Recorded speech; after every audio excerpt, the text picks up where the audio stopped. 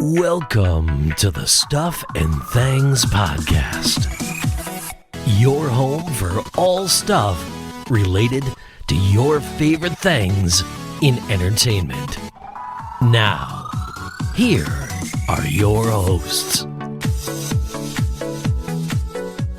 We got a soup terrorist. Rainer's blowing a canister, and we're the most wanted in the country. But don't you worry. Daddy's home. Hello everybody and welcome back to the Stuff and Things Podcast. I am Sam, joining me to discuss the latest episode of The Boys. It's my partner in crime. It's my boy. It's Stefan. Evening, No, I won't. No? No. I realised I don't want to have to make you get the bleeper out that early. No, don't. No, it was the best line of the show though, but I won't, yeah. well, there's always a lot of lines in this show. I don't even know where to start on this episode. This episode started for me just when I read the actual description, like their write-up. Just reading that alone was kind of like, wow, okay. Well, I was going to say, because you pointed this out to me last week about the kind of episode write-ups. Yeah. And I sort of thought, well, I'll have a quick glance at that this week, and I was like, oh, hello. Yeah, that's not what I expected. That's different. That's interesting. Well, would you like to share, in case anyone listening doesn't read these or hasn't read it, what was the write-up? Hang on, we'll do this properly. We're talking about The Boys Season 3, Episode 4, and the title of the episode was... Glorious 5-Year Plan. And what was the write-up? You're going to make me read this out loud, aren't you? Okay. I am. Okay, here we go. One second. Let me get the full... If you're going to bring it up... I'm going to get the full thing. Here we go. Yeah. Tonight, streaming live exclusively for soupporn.com. Super subscribers, it's hashtag Clash of the Dildos. Which of the 7 inspired dildos will crush the competition in this tip-to-tip challenge? Will it be the reigning champion, Homelander Star Spangled Banger? Or Starlight's electrified Starbrater? Join us as we put these pleasure-pounding penetrators through their paces only on soupporn.com. The Star-Spangled Banger, yeah. I think. Yeah. When I read that before the episode even started, I was kind of like, what the heck is this episode going to be? Star-Spangled Banger. I mean... I'm starting to think, based on the sense of humour level, I really need to apply for a job in the writer's room for The Boys. I feel like we'd get on so well with them. I think, I feel like this level of humour and this kind of jokes, that would work for me. I think I could contribute to this. Oh, man. Okay, so that was the write-up. The episode itself had, I think, because I watched it first out of me and you, and I said to you, there was a lot in it. Yeah. And I mean a lot. And that is meant in all the different ways that you can mean. Yeah. I mean, this show is always extra. Okay, so just to throw that out there. But when I referenced there was a lot in it, I actually was for once referring to the fact, in terms of story, in terms of character, included in terms of content to the episode and stuff moving forward, a lot happened in one episode. Yeah. To try and break it all down is going to be tough, but I'm going to dive around with some bullet points. I think the first one I'm going to do is kind of addressing a conversation we had off the back of the opening 3 episodes. Mm-hmm. So at the end of episode 3, we see Homelander grab Starlight, similar to what he used to do with Maeve. Basically, we're a couple now to the public. And we and you talked about how Huey was going to take this. I think we got this pretty well. Well, his reaction initially, so my first bullet point is, his reaction when Starlight showed him was a lot better than I thought it was going to be. Like that, in that moment with her, he seemed to completely understand the position she was in and why she did what she did. Yeah. Which I wasn't sure he was going to. But then his reaction and his kind of chilled out, okay, all right, we'll just muddle through this, kind of then got destroyed by the fact Homelander just let himself into her place. Yeah, I've got a key now, it's fine. Peaceful sleeper. joking, Yeah, joking. that guy is And you're so like, unsettling. because even when he turns around and goes, lighten up, guys, it's just a joke. You're still there going, yeah, but is it? No, it's not. Is it a joke, or has he so... actually just come through the curtains and watched you sleep? You know? He is so sinister in every single scene. I've got to say, Anthony Starr is playing this character like phenomenally. Well, Anthony Starr is either playing this character phenomenally, or he should be locked up. Or he needs help. He's a sociopath. Yeah. He has this nailed, and it's disturbing. Yeah. It's really, really disturbing. He again has this kind of horrible interaction with Starlight, and he has this. I don't know how to put. I think the best way I can maybe put it is like it feels a bit like if you're going to equate it to like a high school kind of movie. It's the big strong jock literally bullying the nerdy kid, if that makes sense. Like he doesn't need to actually beat him up. He doesn't need to throw him around. He just knows. Huey knows there is nothing he can do. There's like nothing he can say. And in this, quite literally, any moment, Homelander could literally just punch his head off. Yeah. So you literally got to like look at the ground and grovel almost. As we all know, Huey's got a broken arm at present because he had Kimiko break it, so he had a legitimate reason to be off work because he was afraid that if he didn't have that, they'd see through it. Yep. Which again, on the show's on another level. Yeah, like No, just ringing sick, mate. You got a stomach bug. I'm sure we've all had that kind of jokey conversation with someone of like, I really don't want to go to work. Yeah. If I could just break an ankle or something like that. Yeah. Do you think you could run my foot over or something? We've all had that kind of like jokey sort. This show goes, let's take that joke and make it actually happen. Let's really snap an arm. Yeah, Like, and they did, and they really did. Yeah. That was one of the things about that. I didn't talk about it before, but I'm just going to bring it up now. Do you think Butcher was kind of impressed by that? Having been to America and seen how the medical system works over there, impressed with the commitment, less so the bills that probably came with that broken arm. The boys are basically bankrupt at this point because Huey broke his arm. But I think commitment-wise, he's probably quite impressed. That's a terrifyingly accurate thought, I think. But no, I was kind of laughing more at the kind of Butcher. You think about Huey when we meet him, how shy, nerdy, dweeby, doesn't want to get involved in anything. And to a certain extent, he still has that now. But he has definitely toughened up. Something has changed in him. Yeah. Yeah, his mentality of, okay, we're going to have to do... Like, it was his idea. He was like, okay, you're going to have to break my arm. And everyone's like, what? Yeah. So there was that. So he's got... Sorry, to go back to it. So he's got his arm in his cast and Homelander writes on it. Yeah. Best Homelander. It's like, Basically autographed his arm. I don't know. I like you've said it, I've said it.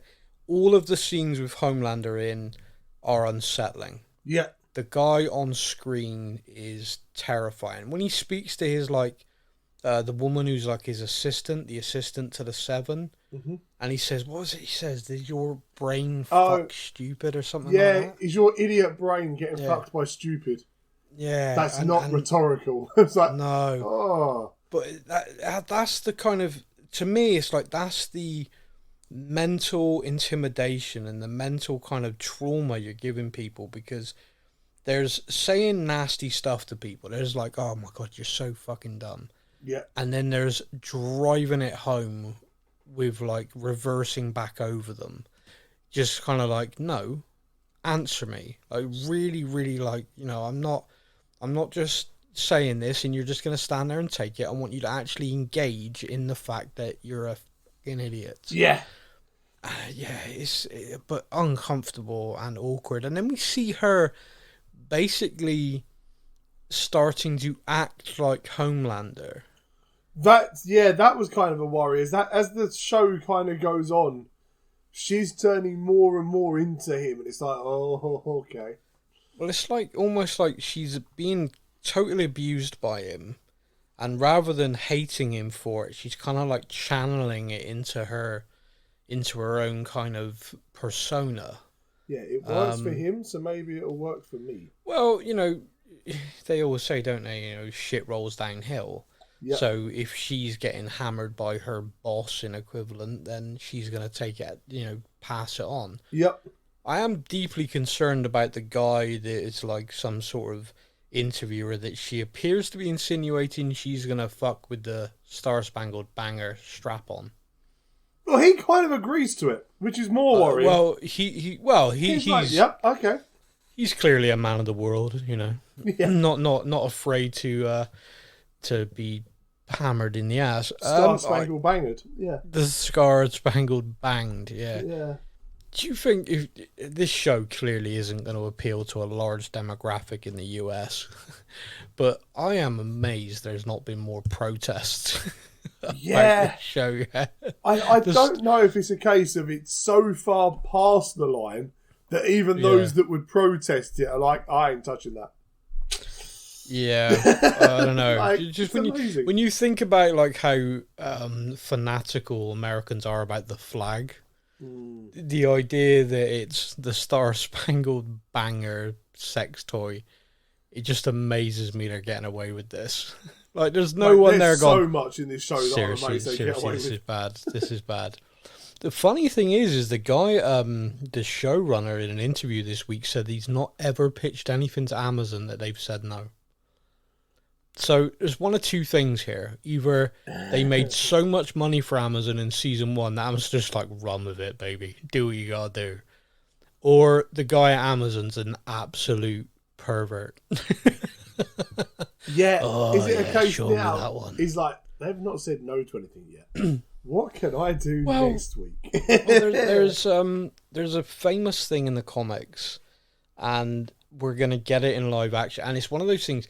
Do you remember in the end of season 2 when the little boy, what's the little boy's name? Ryan said to Butcher said, "What did I tell you? Don't be a cunt." Yep. And everyone was like, "Oh my god, they got a young kid to say that line. I can't believe it. It was in the comics, but I can't believe they actually did it on TV." Yep. Brilliant. Well, apparently there's a thing called herogasm. Now, you say that. Yeah. I am going to drop down just a quick thing here. Yeah. So we're on episode 4. Episode 6 is called Herogasm. Yeah. Yeah. Yeah. Now, everyone, when that happened, everyone was like, well, I mean, I'm amazed they did that, but there's no way they'll ever put this arc, Herogasm, into TV. There's no way. There's just no way that will make TV. And then when this series was announced and people saw that episode title, they were like, no, it's just going to be watered down. It's just, it's just going to be the title to make us all go like, no way, but no way. And then again, in this same interview, the showrunner's like, yeah, we went for it, and Amazon were fine with it.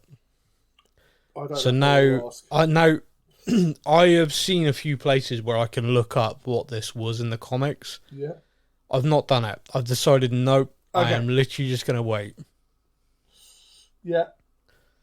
Because I don't know about you, but it's one of those things that just makes me feel like, I don't know, I think this is going to be icky. Yeah. I mean, episode 1 had a tiny dude in another guy's penis. Sneeze. Yeah. Yeah, at you. And, oh no, where'd you go? Yeah, that still makes me feel queasy. Yeah, that's not the way that guy wanted to explode, I know that. Yeah, oh no. So, anyway, back to this episode before we make ourselves feel ill this early in the morning. Like I said, the Huey situation with that, it's awful. One of the scenes we get to see fairly early on as well is Starlight goes to see Maeve. Mm-hmm. And I love this scene because Maeve is basically telling the world that she's a drunk. She's fallen out of bed all these times. She's not anything special anymore. Yeah. In reality, she's not drinking at all. She's training non-stop. but she's doing it behind closed doors. And she's doing it with one goal in mind. Yeah. She wants to kill Homelander. Yeah, that is purely like her... Like, that is her only focus now.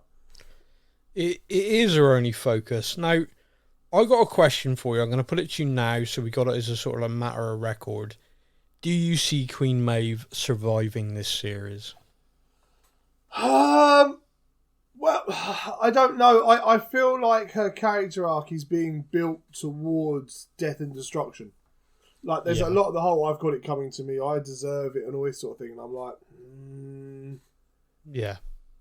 Yeah, I don't know. That I like this character, and I was thinking about this when I saw her on the screen, because she isn't on the screen a lot so far in this series. No, she's literally had one scene with Butcher, and then kind of this, and that's it, really. Yeah. And I'm kind of like, hopefully that's building towards more. But you see her in the 7 when A-Train tried to speak up about social, racial injustice. Yeah. By the way, Deep's wife, who is she? Because there's something going on there. Yeah, she's like feeding him things to say. You know, she's obviously hyper intelligent, but I don't know. With the way Vault operate, you kind of feel like she's going to end up being some high up at Vault that's basically been put with Deep just to, you know, try and steer the ship, so to speak. Yeah, and let's be honest, he's not the sharpest blade in the. No, he's an absolute moron. Seeing A-Train punch him in the gills cracked me up. By the way, that scene was gill just shot. ridiculous. Yeah, it is. That was so stupid. But sorry, to finish with Maeve though. So you see Maeve kind of like, you know, tough break kid kind of moment. But when she's training, and like you said, she talks about that. You know, I deserve to die. You know, I don't deserve to live. I think a lot of that comes from her basically feeling like, you know, that the airplane thing. The kid begging to be saved, and her Homelander basically taking her off the plane. Yeah. And she just feels like, I allowed that. You know, I allowed that to happen. I think that is playing very deep in her mind. Yeah, like, it's awful. Yeah. Yeah, it is awful. I'd like to think with anyone with any sort of moral compass, that would really mess you up. Proving Homelander's point. Yeah, it does prove that. And I just think with Maeve, I think she just kind of got stuck in that rut of Homelander running the show. She was going through the motions, doing the movies, the commercials, all that stuff. And then when that situation happened, it just all hit her. Like, what have I become? Yeah, I'm not doing this for screen and stuff anymore. No. This is the real life stuff, and I'm not doing it. Why? Yeah, and so she's now, to her, a way of making peace or trying to make amends is to take Homelander out. My horrible gut feeling is she's not going to be able to do it, because she's kind of relying on Butcher finding a weapon, which we now realise isn't a weapon. Yeah. Well, he finds a weapon. I don't think it's a weapon they can use against Homelander. I don't think it's the weapon like, it's not the whole pull the trigger and Homelander's gone. No, I don't think it's a weapon they're going to be able to use full stop. But we'll circle back to that. So that's Maeve. One of the things that obviously happens in this is Maeve says this to Starlight, and Starlight's like, yeah, well, I'm with you. And she's like, maybe if there's a big enough group of us with our abilities, we can keep Homelander busy and keep each other alive long enough that Butcher can use whatever this weapon is and kill him. Yeah. And she then decides to confess this to her ex-boyfriend. Now, this was strange for me, because I was thinking pretty much the whole way through this episode, yeah, I'm like, no, he's so Team Homelander, what are you doing? Yeah. Oh, this is going to go badly for Starlight. He's Team Homelander. I thought that for the first 3 episodes, when we first met him, I thought he was going to be the weak link that betrays her to Homelander. Yeah. When she told him in this episode, 100% with you, thought that is the biggest mistake you've ever made. Yeah. This is going to be so bad for you. Something bad's going to happen. Yeah. This is really bad. When he tried to then recruit A-Train, I switched. I was like, oh no, kid, you're dead. Yeah. I was like, you're the idiot. You're the idiot. Oh, you really are an idiot. Yeah. Oh no, because A-Train's not a guy to trust. A-Train's out for A-Train. Yeah. And he will look at a situation and go, Homelander's in charge now. He's the one I need to be on side with. Hey, Homelander, weird thing. You'll never guess what I heard today. Yeah. Yeah, and it was like the minute he did that, I was kind of like, oh no, kid. The only plus side really is that Starlight didn't say, yeah, it's me, Maeve, and you to him. Because if that kid had said to A-Trade, yeah, it's Maeve as well, I mean, I think Homelander would have taken her out. Yeah, see, when he first recruits A-Train, I was like, oh, this is going to be an interesting dynamic because they're all going to... And then they're all in the room watching the press conference. Yeah. And I was like, my God, A-Train's actually on board. Yeah. This is going to be cool. I mean, A-Train's basically useless at this point.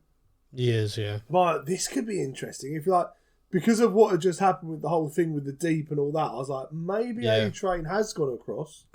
Yeah. Like, that's going to be a fun dynamic when he meets up with the boys and Huey's still like, you. Yeah. You. And then, we get the whole betrayal thing, and I was like, oh no. A-Train went the other way of, I'm going to get back in the boss's good books. Yeah, and I mean, that's such a dick move from him, but yeah, it does.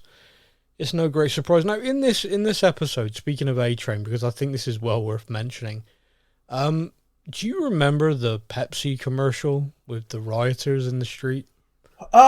Vaguely, but yeah, so it didn't click straight away. No, so basically this commercial was massive in the US and was kind of mocked globally to the point that they didn't air it, really. It kind of like got aired for a few days and then they pulled it. It got shredded, like absolutely destroyed online for basically being the most, I don't know what the correct term is, just not with it, not feeling the tone, not gauging, being moronic, basically. Yeah. And to see the boys take that and just... The problem is like in this show, you see him take things and take the piss out of it by dialing it up to like 11. Yeah. They didn't with this. They basically just mirrored it, and everyone watching it thought, God, this is ridiculous. What sort of a world would have... Oh, our world had this commercial. Yeah. Literally had... I mean, the best thing for me was the fan reaction line wasn't like, oh my God, that's hilarious. It was just like, oh wow, that feels bad. Like that this actually happened. This doesn't feel good. Yeah, when something like The Boys can do something like that and make you go, what? Oh. Yeah. Yeah. Oh no. That's not good. It's a bit like in the last series when they had Stormfront speaking to the crowds of white people.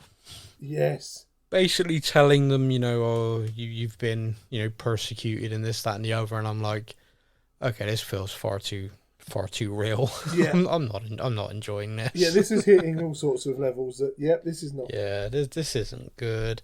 I saw someone say something online, right? And I don't know how you'd feel about this, but someone said online that there was an arc in the comics which falls far too closely to the January 6th insurrection in the US. Oh, okay. And to me, with Homelander getting this large power base amongst white nationalists on the back of Stormfront, I don't know about you, but I kind of feel like they could be building towards something like that, and I'm like, guys, I think steer clear. Yeah, that could be. I know this show has no rules really with anything, but I am just kind of looking at that going, oh guys, stay clear, just on that one, maybe leave that one. And part of the reason why when I was watching this episode I thought that is because we actually see Stan Edgar go to Victoria Newman at her home to say, Homelander's done this thing, you go on TV and you admonish him. He's like, no. She's like, that's against the rules. We're not supposed to ever go after Homelander. He's like, no. It needs to be done. Yeah. I I looked at that and I thought, okay, this isn't going to go well. And my brain went to this kind of like, he'll just rally this huge base behind him. It'd be like them against the government. The government are letting us down. Homelander's our hero. Yeah. I saw that going that way, and I was like, oh, wow, they're really going to do it. That, you know, this is really where we're going to go. I did not see one bit Victoria Newman turning on Stan Edgar. No. That was a shock. Like, when she just suddenly starts reading off her own speech, and, like, his face is like, wait, what? And I was sat there like, oh, no. And then my first thought went straight to, oh, God, Homelander's got her daughter. Well, that was where my first thought went to. I thought that, and then you basically learn that she wanted Compound V for her daughter. Yeah. Now, this is not Mother of the Year award sort of choices being made here. The thing with it as well, which is kind of strange, is does that basically mean that... I mean, because if she wanted that, literally Stan Edgar is her adopted father, does that mean that she's asked him and he's like, no, you're not doing that, and you're not doing that to that kid? Yes. Yeah. So basically, Stan Edgar is shown in this moment that he has a soul, which I think a few of us have been questioning. Yeah. Especially after he tried to kill Grogu last. Oh no, wait, different show. Wrong show. Yeah. He's brilliant, this guy. Yes. But because the thing about him and his character and everything we've seen from him so far in The Boys, he's always one step ahead. You know, it's like other people are playing checkers, he's playing chess. It's like he knows everything. He's gamed it out. And that's kind of how he stays more powerful than a lot of these soups, just by being that. Yeah. I still wonder, right? I still genuinely do wonder, because he seems so confident. I do wonder if he's just on Compound V himself and we just don't know it. The reason why, it's just like Homeland, it's like he says like, oh, Homelander's afraid of me. And I'm like, I don't know. You're so full of yourself. You're so sure that you're safe. And even after he kind of gets arrested and we see him up in the tower talking to Homelander. Mate, I love that scene. That scene was awesome, but like there was no fear. So good. There's no fear. No. I don't respect you. You don't deserve it. And you're like, even Homelander can blast you with his eyes in a second. And Homelander's like, your blood pressure and everything is just like you're reading a book. You're like, your whole world's collapsed and you're there perfectly. Like the you're guy reading is poetry just, sort of thing. Yeah. I am so amazed at like his character. Now, if he is just genuinely a legit guy who just then, wow, he's a badass. That's the level of confidence that I would love to have. Like, mate, just like ice cold. 1/10 of that, and I'd be world conquering. Yeah, it's just but I don't know. I just feel like there's something there. Like, I think I said it in earlier seasons. It feels like all of these soups have got a detonating device in their necks they don't know about, and he's got the button. Yeah, do you know what I mean? That is exactly how it kind of feels, because otherwise there's no way you can be that calm and collected in that situation. We've not seen any soup go at him, right? No. How do you remember? I can't think of the film. There's some. Oh, I know it now. Black Widow. Do you remember the guy in Black Widow had this kind of hormone that when Natalia tried to throw a punch, she like literally couldn't. Yes. Like went to attack him. Wouldn't it be like in Compound V? There's a thing that's been built into it. You literally cannot attack Stan Edgar. Yeah. So like they go to, like he'll go to like laser him and go like, well, Stan, I've had enough of you. Wait a minute, and Stan will be like, performance anxiety, Homelander? You know, he would be that chill about it. It's like, oh, maybe you should try and throw a punch. No? Not able? That would be an awesome scene. Yeah. You just like, because he would get right in his face, is what you know. Stanley would get right in his face and be like, now who has the power? Go on then, do it. Because also like his adopted daughter, Victoria Newman. Oh, I love the line. Sorry, I know I'm jumping around, but the line where Homelander's like, I bet you're upset she betrayed you. He was like, no, not at all. I taught her really well. She assessed the situation, worked out what she needed to do to survive. I'm proud of her. I was like, dude, because I think he means it. Yeah. I think he genuinely looked at that situation and went, clever girl. Fair play to you, love. Fair play. Yeah. Yeah. He's. I love his character. Yes. Like, I am obsessed with wanting to know why he is that chill. He is like, he must know, there must be something.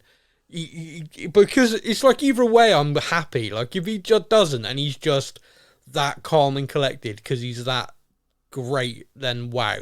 Yeah. But if it just feels like he knows, it just feels like I said, he's got a little button or something, where he just, when he stood there, or perhaps developed a personal force field, I don't know.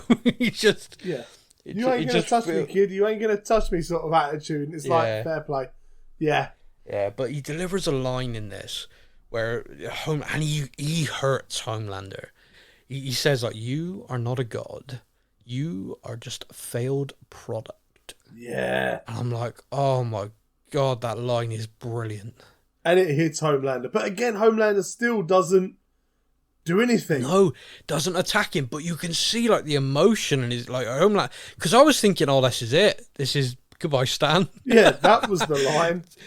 You're about to get yeeted out of this skyscraper, mate. This is not good. You're about to go full Mace Windu across the landscape. And but no, Homelander's just like looking like, whatever. Just your face, yeah. It was killer. yeah, and your mum. I don't know what to say. Yeah, what a lie. It was so good. Faulty produce. Oh, okay. Yeah, Ouch. it was so good. Yeah. Such a good line. But yeah, that scene was great. But yeah, so Stan Edgar's gone. Stan Edgar's basically now under investigation by Victoria Newman's department because of stuff that's been given to him by Homelander, who has bravely stepped forward. So really increasing his kind of star power and his trust with the public, playing into this. I've been silenced by the powers. That TV interview he does where he's talking about, Illuminati style people who've had control over him and they control all of you as well. I mean, this really smacks of where we are in the world, which I know what they're doing, but they're not stupid. They know what they're doing. Yeah, they do. But it's so good. Like that whole arc is so good. Like I said, Supersonic tells A-Train. Yeah. And I know I'm jumping towards the end here, but I think I'll just sort of tie it in with the stuff about Homelander. Homelander has an event with Starlight and does a big, oh, come on, let me fly you home. Be good for the cameras. Yeah. And he launches her off and the cameras, and they land. And she's like, okay, why are you doing this? The cameras are gone. He's like, oh, yeah, I just wanted to bring you up here because it's quite the view. And they're dismembered, destroyed, is Supersonic. Yeah. He went Supersonic, right? Now, here's a question for you. Yeah. Did Homelander do that? Or did Victoria Newman do that? Well, now, this is a good point, because, like, his leg's blown up and stuff, and you think to yourself, yeah, okay, maybe he just, like, destroyed him. But then the way his face is and stuff looks like it popped. Yeah. So I'm confused. Yeah, Was it a case of he just literally pummeled him and destroyed him? Which is also possible. But I got another question for you. Supersonic's abilities, what were they? He had a song out a little while ago and had some dance moves. That's kind of all we know. Like, yeah. When someone's called Supersonic, you would expect them to be like the next version of A-Train. Yeah, that was kind of like, what is... Yeah. Is he's got something more like sonar-y sort of thing and using the supersonic or sonar? Like does he make some sort of supersonic noise? Yeah, but he just like I don't think we actually know, and now we never will. No. Yeah. He was in it for a couple of episodes. Yeah, good run. He made it to episode 4. Bravo. Which is quite fun actually, because if you think about it, this is a bit of fun trivia for you. You know they have the big meeting where the Deep talks and A-Train talks about the... Yeah. That is the first time since the very first episode they've had 7 soups around the table. Oh, and it lasted for all of a few hours. Yeah. Yeah, so the 7's back down to 6. Yeah. We finally had 7 again because Deep's there as well and the new guy. And we're back to 6 again. I don't know what to do about that. By the way, Black Noir just sat there doodling. I don't know. Again, that character, I feel like there's got to be something there. There's something else. Yeah, because like he doesn't speak. He doesn't do anything. He just goes off. We had the one interaction of him versus Butcher. Yeah. And that's all that we've really seen. And then we saw him obviously in this flashback we had last episode. Well, in the last season, you remember that Maeve took him out with peanuts because of his allergy. Yeah. Which was so bad, like so brutal, like such a...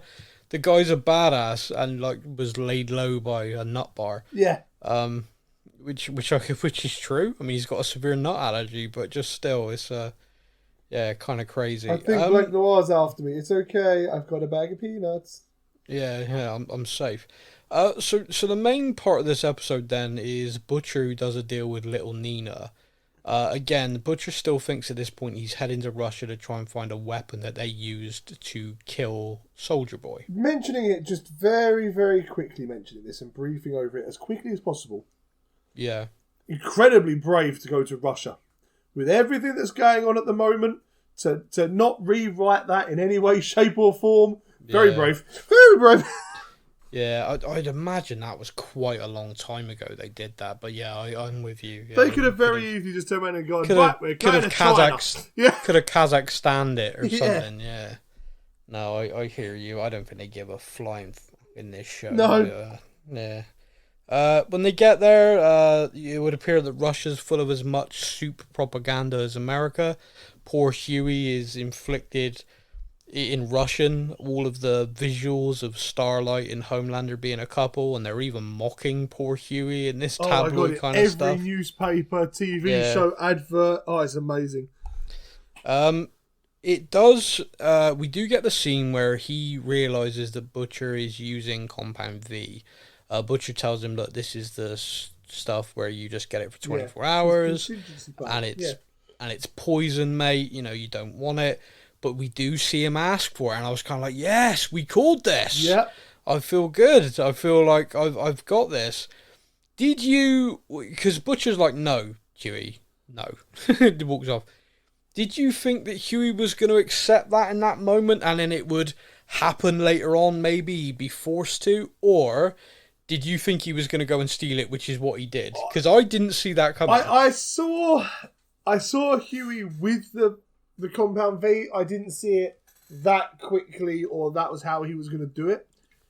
But I was like Huey. I was like, it's going to happen. We know it's going to end up happening. You know, well, Huey's going to get it at some point, but I didn't expect it to be a case of it's going to steal it when you're not looking. Well, he made such a big deal out of like Butcher made such a big deal out of like, no, Huey, you know, you're a good lad. You know, don't be doing this shit. Yeah, basically said, you know, this is poison. You don't deserve this. Like, you do not deserve this punishment. The deserve thing was interesting. Again, like another character he feels they deserve to die. Yeah. Yeah. We'll circle back to Butcher on that kind of thing at the end, but that I found quite interesting.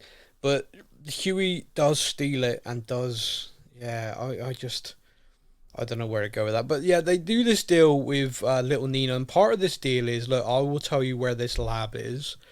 However, you need to do a job for me. Yep. And the job is to take out an oligarch who's basically betrayed her. Yeah, pretty much. And it's a mission for Kimiko. Who's so happy about it?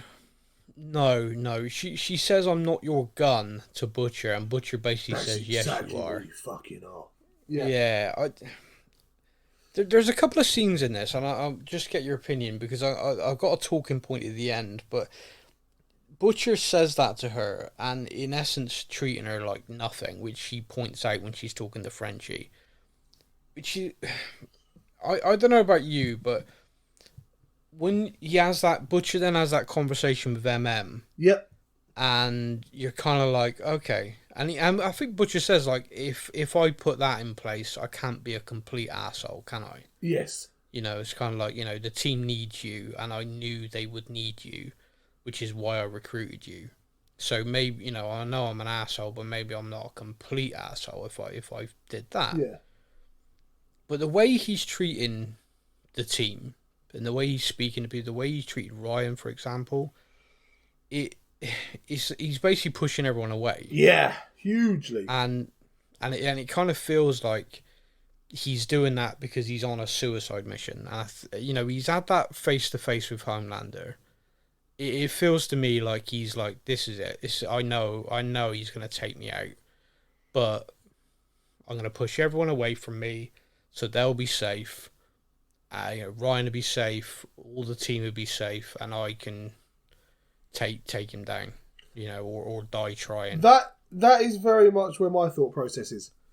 Yeah, I think so, because like he is an ass. He's a real spiky git, but the bit with Kimiko, for example, I genuinely felt like he would. You could easily word that differently. Like, Kimiko, you are not just a gun. You are a person, and you're a member of this team. But this is what we have to do. Otherwise, our only other option is to go round up Frenchie's ex. So it's this or that. Because if he'd said that to Kimiko, I think she would have nodded straight away. And Butcher knows that. Butcher's a people manipulator. You've seen him do that in seasons 1 and 2.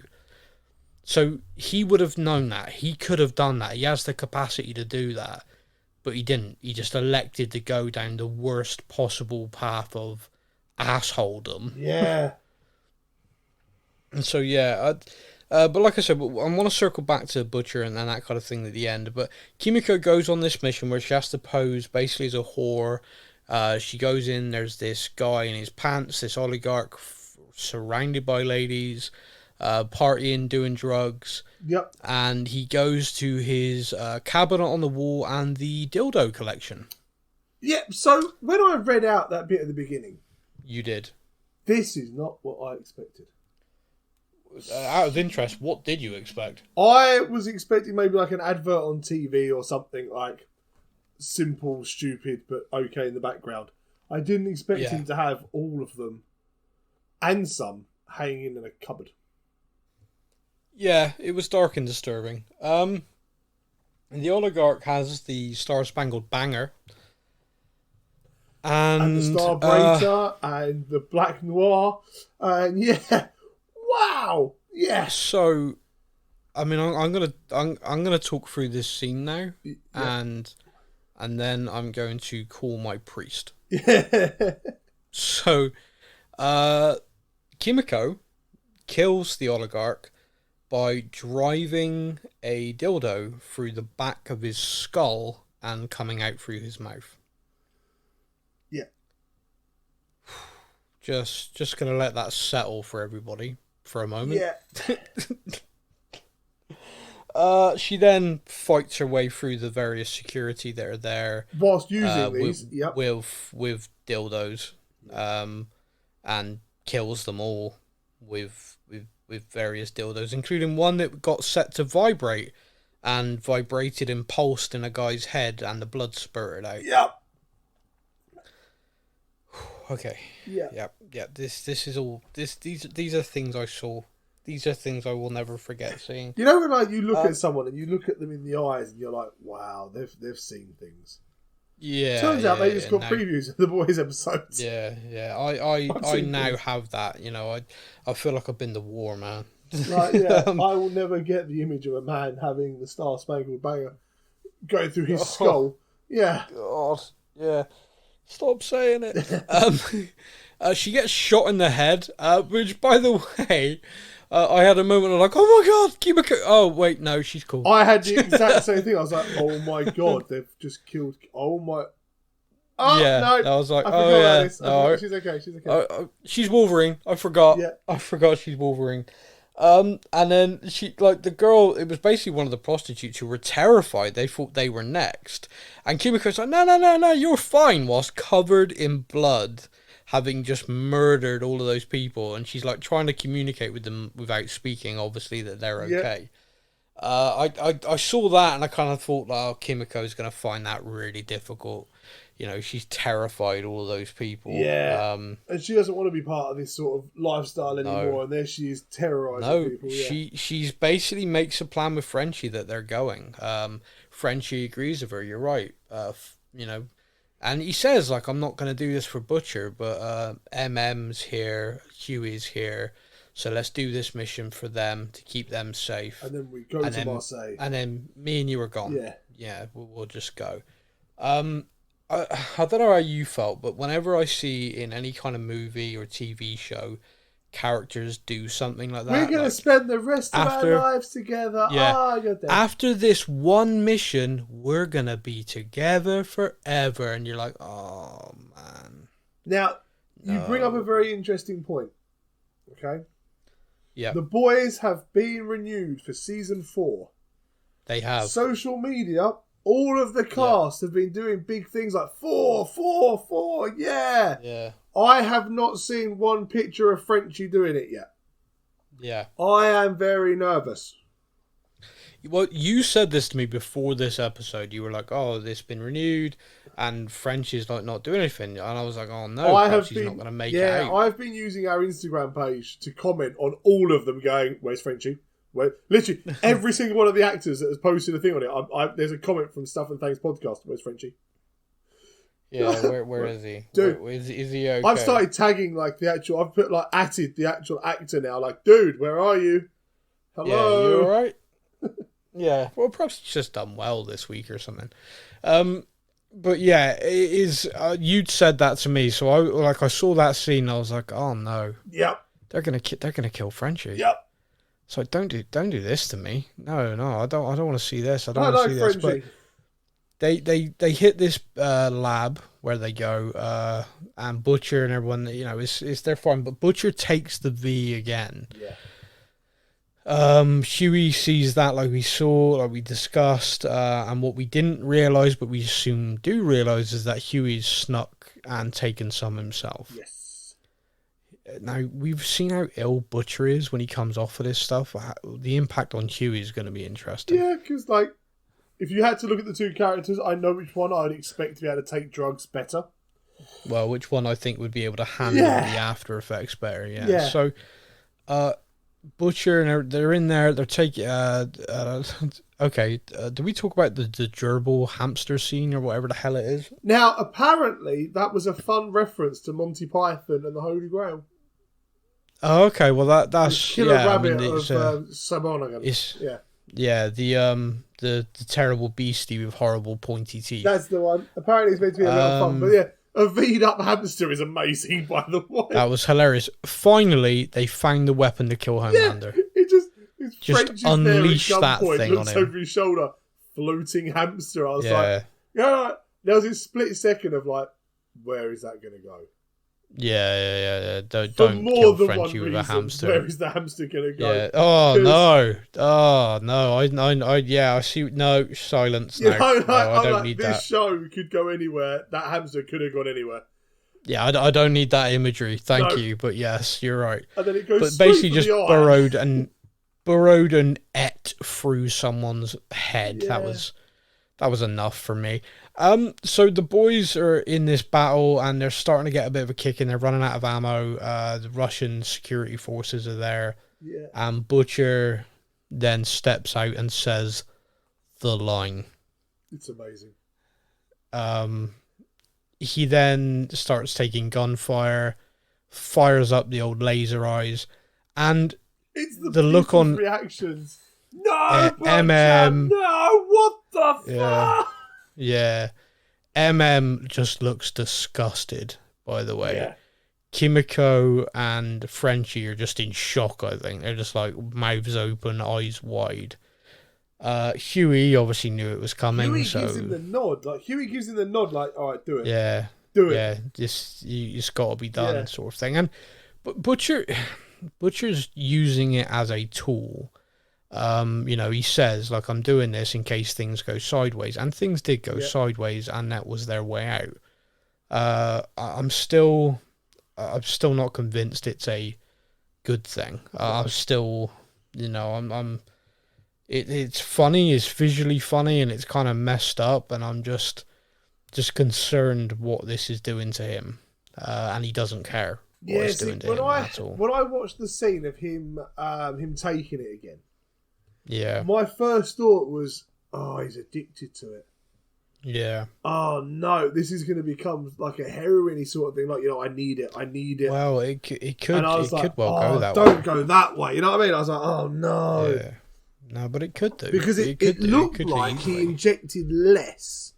Like, it didn't look... I don't know, we didn't see the full amounts, but he took some out. He didn't take all of it out. It looked like he took some out. And I was like, oh, no, Maeve... it's an addiction, like, top-up thing. Yeah. Well, Maeve gave him, like, these 3 things, and I kind of thought that was 3 doses. You need to take all of it for it to work. If that's the case, then they're gone, because Huey took one. Yep. But like you, it seemed like he was just drawing a small amount out. Yeah, maybe he did the entire thing for the first one and was like, that was too much. Yeah. Maybe if I take half doses. Yeah, maybe. We'll have to, we'll have to see if they address that sort of like rationing, or if he goes back to Maeve saying, I need more. My bad, I used it all, sorry. Yeah, bloody Huey took the last one, didn't he, silly cunt? Yeah. You can hear the conversation. Yeah. And Maeve just like, maybe you could survive hammering me now, and everyone being like, shut up, Maeve, that's great. So bless her. Love Queen Maeve. But yeah, so he does take out all of the security forces. He does rip the door off where they think this weapon's being stored, and after the smoke clears from the cryogenic chamber... I was so glad I called it. As soon as I saw that thing in the corner, I was like, that's a cryopod. Yeah, and as soon as the smoke cleared, out stepped Captain... I'm sorry, the Soldier Boy. That's the one, yeah. Stepped out. One, that's an epic introduction into the current arc. Yes. 2... he ain't bloody dead, so there isn't a weapon that killed Soldier Boy that can kill Homelander, which is a nightmare. But then 3, he is the weapon that can kill Homelander. Basically, the Russians have taken him and been experimenting on him. That is what I'm getting from this. Yeah. Well, based on an interview with the showrunner, the Russians have been experimenting with him and have made him go nuclear, and it eliminates Compound V, which is why he was able to hurt Kimiko. Nice. And why she's not healing. Yeah. So I'm not sure if they save her, and it is touch and go. I have no idea if Kimiko is going to make it out of this, but if they save her, it's possible this ability has eliminated Compound V from her. So she is now just a normal human. Yeah. Which I think she'd love, by the way. But, I mean, right now, I'm in this kind of like, I'm hoping the fact she didn't, like, it'd be weird to start the next episode with her dying. I'm kind of hoping the fact that we've had the end of the episode and she's still alive is a good sign. Yeah, I know this sounds strange, but... It's one of those things, because she's in all the pictures for season 4. And I was like, she's fine. And then this happened at the end of the episode, and I was like, the bastards have played us.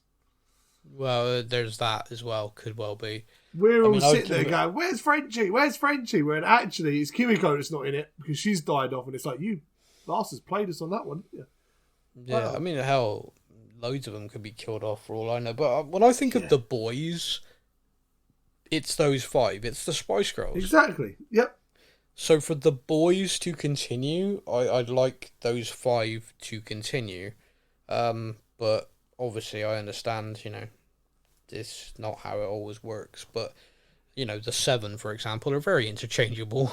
But the 6, the 5, the 7, the 4, the 5. Yeah.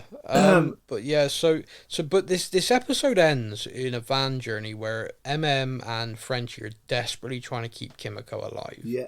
And they're doing everything they can. Huey doesn't care. Huey's just like looking at his ability. Oh, yeah, I mean, we ought to touch on that. Huey literally moves so fast, he shoots himself out of his clothes. Is it like a teleport? I thought he kind of like teleported. Yeah. Yeah, I think you're right. And his saved clothes, MM. But his clothes don't go with him. Yeah, so when he teleports, he gets butt naked. That was weird. But funny. But yeah, in this van scene, he's just like staring at his arm, like his powers. He's kind of like all. But of course, yeah, because that was his broken arm, and now his arm's not broken. Yeah. It's kind of like waving it like a child out the window.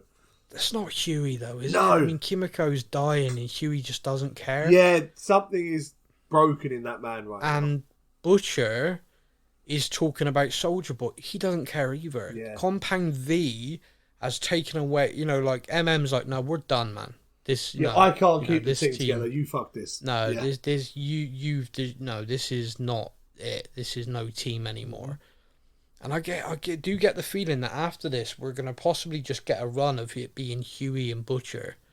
And I got a horrible feeling it's going to be them on a bit of a descent on Compound V. Yeah. Because if one of the side effects of this stuff is no empathy, no compassion at all, because it's so, like, Butcher's an asshole, but with Kimiko being that badly hurt, in the past, we've seen him do everything to try and help. Yeah, now he just doesn't. Huey, He's like, whatever, let's just go. Well, the two of them are fighting. Like, they're literally in the back battling to save Kimiko's life, and he's talking about Soldier Boy. He's, like, having this conversation. And he's also talking to MM about Soldier Boy with all of the history M has with him. Like, you see, when Soldier Boy emerges and MM's just, like, looking at him, all that trauma, all of that, everything is there, like, etched on his face. And Butcher's just like, oh, he's always a tough cunt, but now what have they done to him? Yeah, and he's like, mate, talk to him about that. Come on. It's like, come on now, sense the tone. So the last thing I wrote down was, does this show have a potential problem with likable characters? And what I mean by that is, we have MM, who's a likable character, very flawed. We have Frenchie, who's a likable character, very flawed. Obviously, Kimiko is a likable character with homicidal tendencies. Yeah. Huey and Butcher, it feels like with these two acting the way they are, you do run a very real risk. And obviously, I mean, the next episode could address this, and we don't know that now. But right now, I do fear there's a very real risk of getting to a point where I'm watching the show thinking, I don't care. Like, Huey's an asshole now. Butcher's an asshole. And Huey was never meant to be an asshole. Huey was always meant to be the nice guy. Yeah. Bad situation, bad placing, but the nice guy. And that's kind of like the interesting thing. Again, in season 2, Rebecca said, oh, he's good for you. Yeah. To Butcher. And people have referenced that. Like, no, you need him around you. He's the moral compass. Need that. He's the one that keeps you on the kind of, not quite straight and narrow, but maybe kind of like... No, but just the straight and a bit wider. You are constantly stepping over the line. Huey stops you from running past it. Yes. And when Huey nodded to him, like, yeah, you're fine. Go do your thing. It felt like Huey has lost sight of who he is, because he's taken it as well now. Yep. And therefore, who in the hell is going to stop Butcher from just... Like, how is Starlight going to deal with the fact that Huey's now this kind of... That's not the person that she wanted to be with. No, it's not. And also, add to the fact that Homelander's basically said, you're my bitch now. If I tell you to do this, you do it, or Huey's dead. Yeah. How far is that going to go? Because we've already seen in this show, the Deep, very early on, season 1, said, yeah, you suck my cock. You want to stay in the 7, that's what you got to do. I'll be honest with you, I had a real fear when they were up on the roof, Starlight and Homelander. Yeah. That is where I thought that was going. Yeah, and so this show will go there. This show will go there. And like I said, I just got this horrible feeling we're going to get scenes that are so uncomfortable. Yeah. I mean, we do anyway. Homelander always, but just so uncomfortable, so messed up. Yeah. With the way the show, I mean, it's been building for 3 seasons. That Homelander is just the payoff to the show will be him getting his kind of comeuppance. At the end of season 2, him kind of like people not liking him. Yep. The blackmail, it kind of felt a little bit like, it's a little bit of a victory.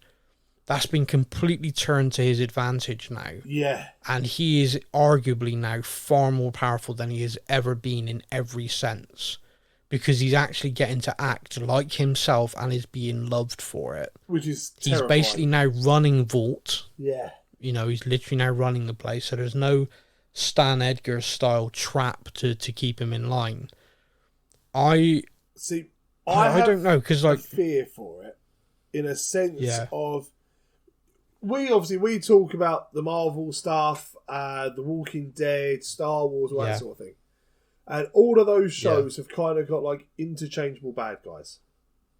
Yeah. And they kind of roll through who the bad guys are. And if you have a bad guy for a little bit and then that bad guy dies, there'll always be another one.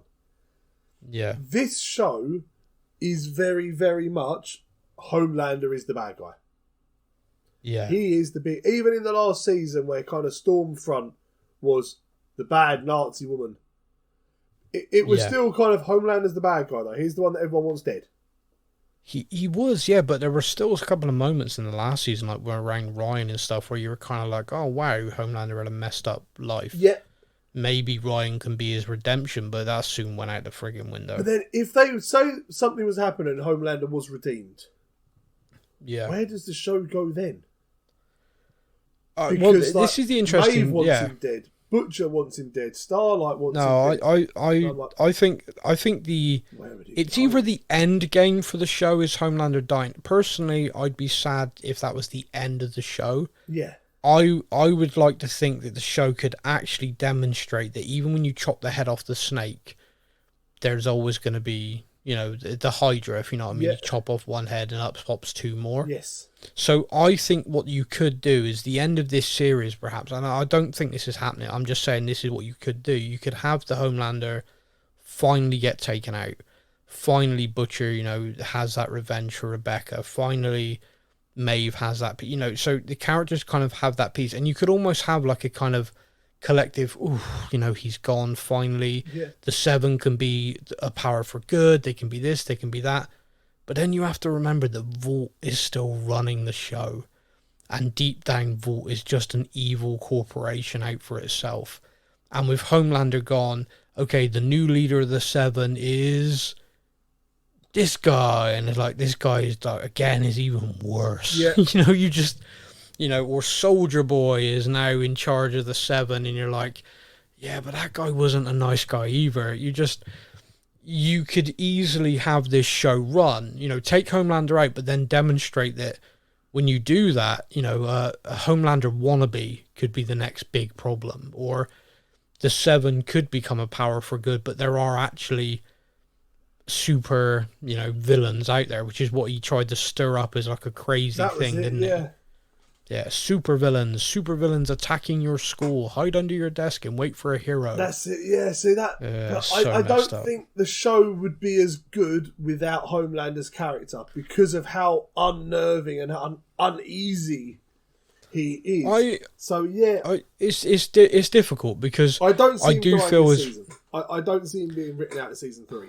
No, but I find it difficult because you can get bored of it as well. That's what I mean. Yeah, this is where I've got that kind of fear. Because, I remember All Out War in The Walking Dead and the depiction of that in the comics, everyone loved it. Like, that issue ran and ran and ran, and people used to flock to buy them. Like, we need to know what happens next in All Out War. When they took that to the TV screen, everyone, to a person, went, it dragged. Yes. It went on too long. Basically, I mean, they just mirrored it. All they did was like, this is what was going on. And it was like, nah, we need to get that done. And this is over. And I'm fed up of, Negan went from being this amazing character with all these funny lines to, I don't want to hear another line. Look, he's leaning back with his bat again. He became mocked. Yeah. And I feel that this is where this could go. Like, at the moment, all of these scenes are so uncomfortable. But if every episode's the same, you're going to become desensitized to it. Yeah. It's like, here's Homelander. Is he going to kill her? Maybe not. Who cares? Yep. And so I do, for me, if you want the show to be, if you want longevity to the show, like you want it to run season after season, I think you need to develop a way that Homelander can go and you take the show forward. But saying that, if you've got a specific run in mind, like, so for example, Amazon have said to him, you were never renewing you past season 5. Yeah. Like, you can have 5 years on our platform and you're done. So they've gone, right, we're going to write a story then to do that. Yeah. Which seems to be what streaming services do. Like, network TV cable used to just have shows that ran and hope to get renewed every year, and they just keep going. Yeah. With this, streaming always feels to me like they go, right, if we get to tell the story we want, it's going to be 5 years, 6 years, and this is the story. So like writing a movie, basically, but episodically over however long. personally, I just like shows to run and run. You know, if they're still good and they're still getting viewers, why shouldn't they continue? Oh, 100%. But yeah, that's my opinion. Are there any other bits and pieces from this episode you want to talk about, my friend? The deep. I want to talk a bit on the deep and kind of try to work out. I'm trying to work out what his storyline is going to be. Like, right, we know that Homelander doesn't give two craps about him. Let's be honest. No, nobody. No does. one cares about the deep. He's kind of like the joke. No. Yeah. Yeah. Obviously, we've got him and Cassandra. I think it is his wife from the cult. Yeah. And I'm just trying to work it out. Like he's trying to sit as far in Homelander's back pocket as physically possible. Yeah, just trying to get back some sort of power. Yeah, it also seems at the same time that he is completely under control of his wife. Like, yeah, she's basically running him. Yeah, she's running him, and I'm like, where's the end game there? What is? Yeah. Who is she? What is she? What is her end goal? What is his end goal? Like, it's such a considering kind of we've seen him kind of go from disgraced and kicked out.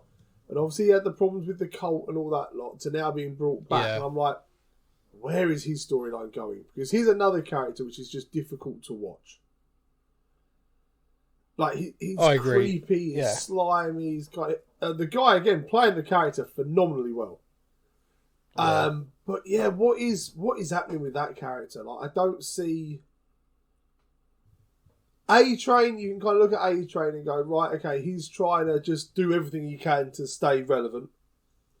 Yeah. That's fair enough. Queen Maeve, we've seen her story is that she's living a lie to the public so that she can secretly train and be ready.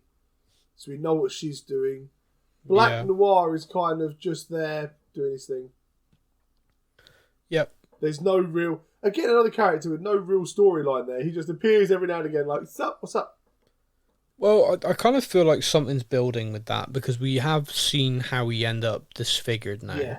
Yeah. We saw that because in the comics he's a clone of Homelander. Yeah, I mean, we said, yeah. So we've now seen that the show have changed that. He's actually a guy that was with Soldier Boy and got destroyed. They've obviously changed that for a reason. Yes. So it's going to be interesting to see what that reason is. And I think it does, because they've changed it so he was a compatriot of Soldier Boy. So does that mean that he's going to reform Payback? You know, that group is... Or is he going to blame Soldier Boy for what happened to him? Yeah, where's his loyalty going to lie? Yeah.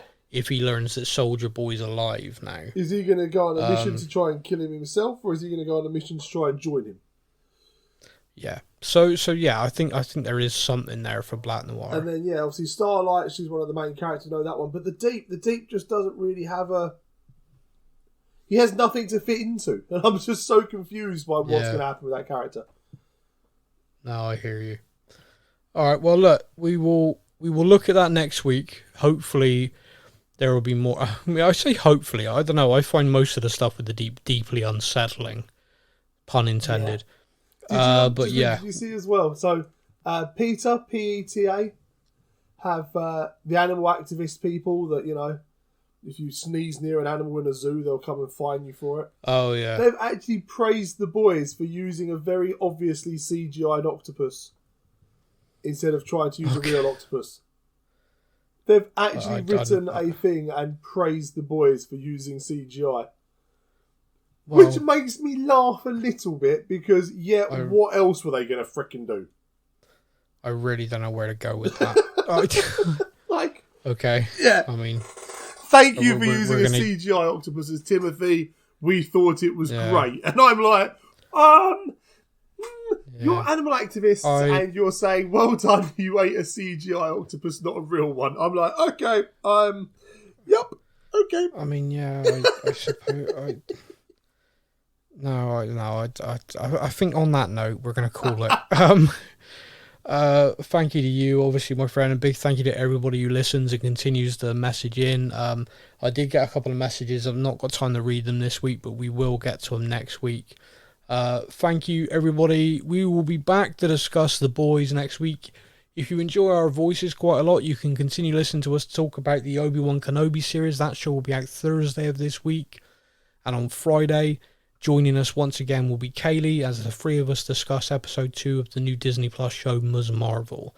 Only 3 shows from us this week. No. I know, lazy.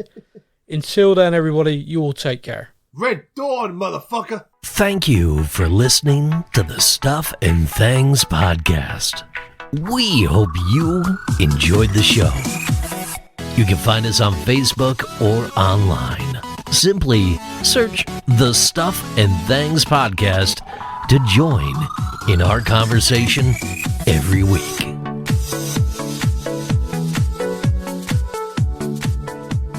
You are not worthy of my respect. You are not a god. You are simply bad product.